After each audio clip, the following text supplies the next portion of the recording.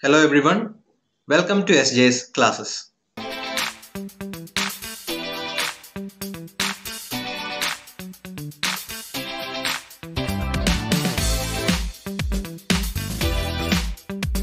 video lesson, we will be discussing Dr. Samuel Johnson's literary critic that we have to confront as part of this module is William, of which is known as Partial Tradition and the other as the Manipravalam. A short introduction to the English novelist, journalist, essayist and critic. The two of the most popular Greek critics, Plato and Aristotle, is considered as the representative of the Greek era in Malayalam. That is a folklore mythological story that is being referred to here.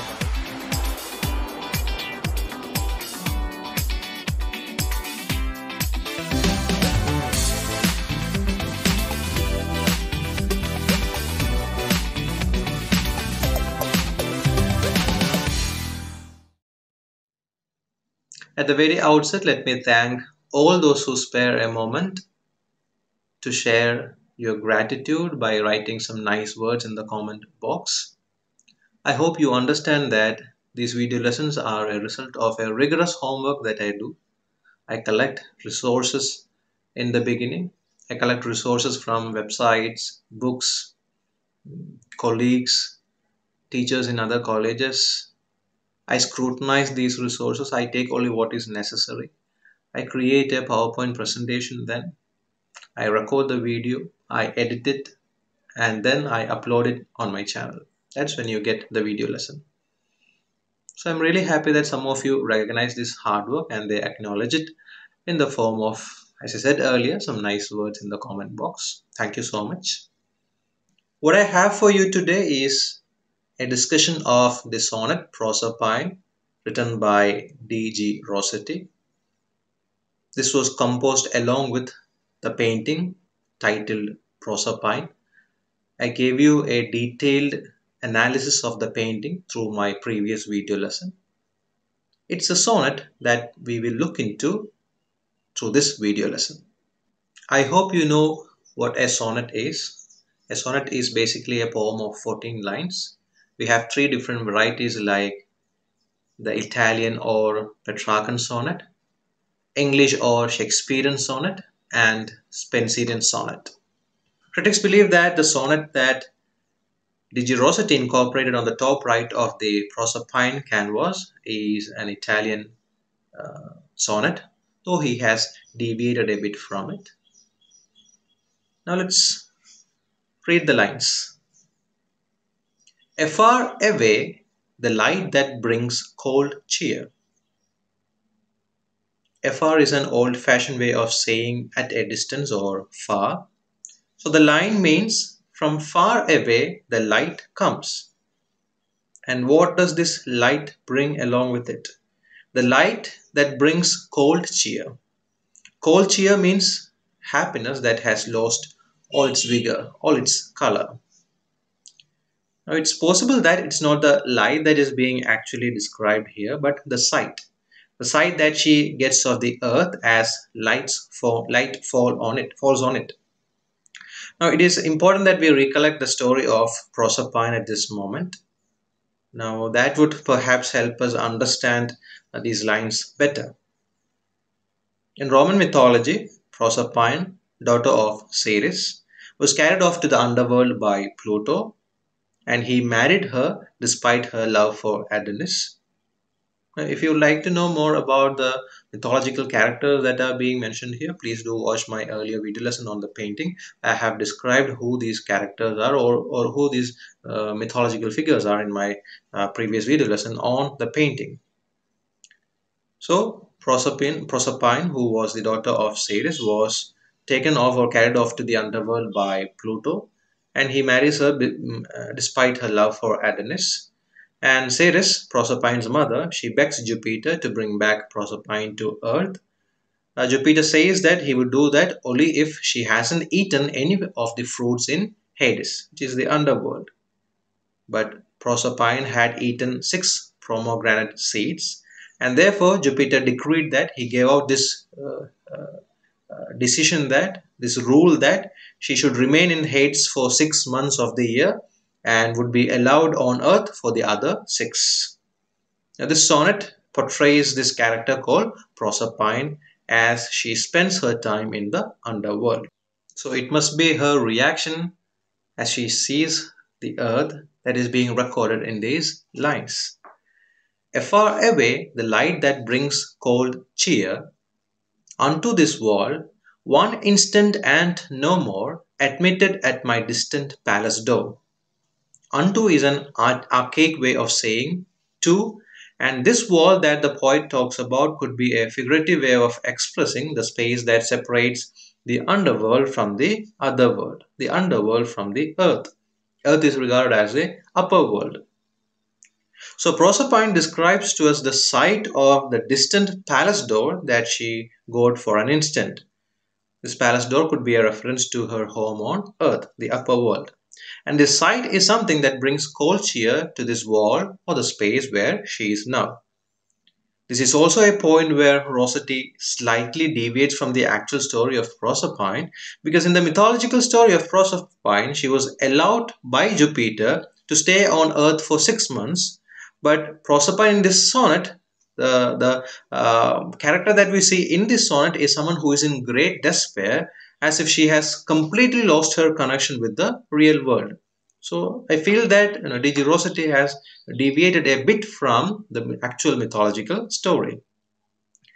Afar the flowers of Enna from this drear, dire fruit, which tasted once must troll me here. Mythology says that Pluto abducted Proserpine from a place called Enna while she was playing with some nymphs. Nymphs are minor goddesses in Greek and Roman mythologies. So she was playing with some nymphs and collecting flowers in Enna while Pluto abducts her.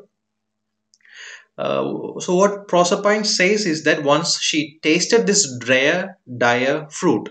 Now, drear means dull or something that causes melancholy or depression, and dire means something that is fraught with extreme danger. So once she tasted this drear, dire fruit, which is actually the pomegranate that is being referred to here. So once she tasted this drear, dire fruit, she has been held there by her captivator, who is Pluto. So it's because she ate this drear, dire fruit, the pomegranate, that she had to stay back in the underworld, that she is being held as a captive in the underworld.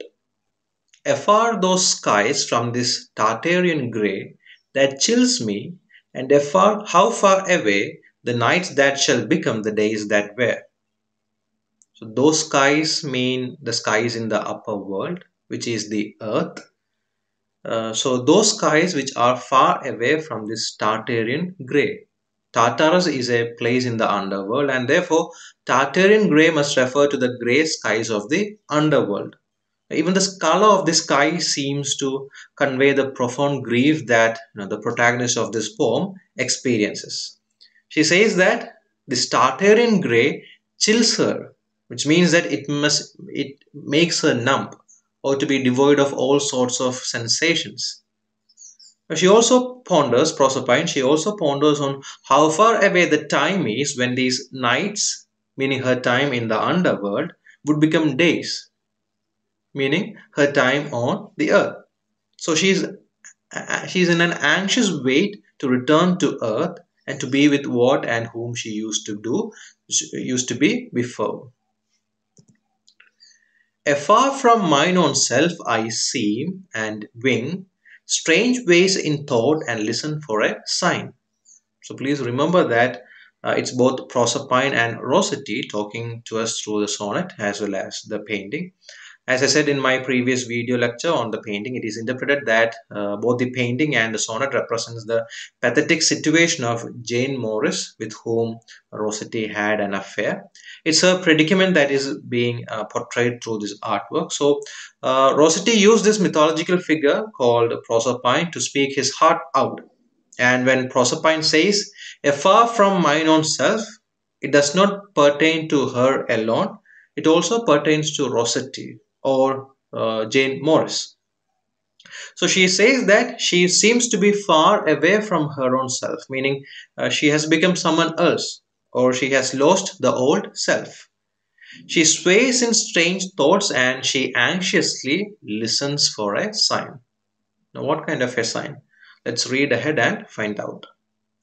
And still some heart unto some soul doth pine, whose sounds mine inner sense in fain to bring, continually together murmuring, woo me for thee, unhappy Proserpine. So the sign that she was anxiously looking forward to was the heart of the man that her soul loved.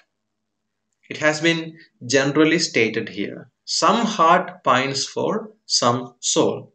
This might be something that was consciously done by Rossetti so that he can convey his heart to the one whom he loved very much. He could be thereby telling Jane Morris that his soul pined or desired for her heart, meaning her love. Proserpine then continues to say that it is that person's sound that her inner sense feigns to bring or has prepared to bring where she is probably now, and they could murmur together continually, meaning they could sit and talk continuously forever. As his words are put in brackets, it could also mean that these are the thoughts of Proserpine, and as Proserpine is a character that represents Rossetti's thoughts or Jane Morris, it is their thoughts that are being conveyed here. And in the final line, Rossetti conveys how upset or sad he is about Proserpine. He addresses her as an unhappy Proserpine, and he says, woo me for thee. This could be the expression that conveys his grief, as we have an expression in English which is woo is me, which is used to convey our sadness or disappointment at something. So finally, Rossetti concludes the sonnet by conveying his grief to Jane Morris, who has been symbolically represented through the painting and this sonnet. So that is how he ends the sonnet. So that's all for today. Thank you so much for watching this video lesson. If you have any doubts, if you need any clarification on anything, please post it as a comment in the comment box. Thank you so much for watching this video lesson.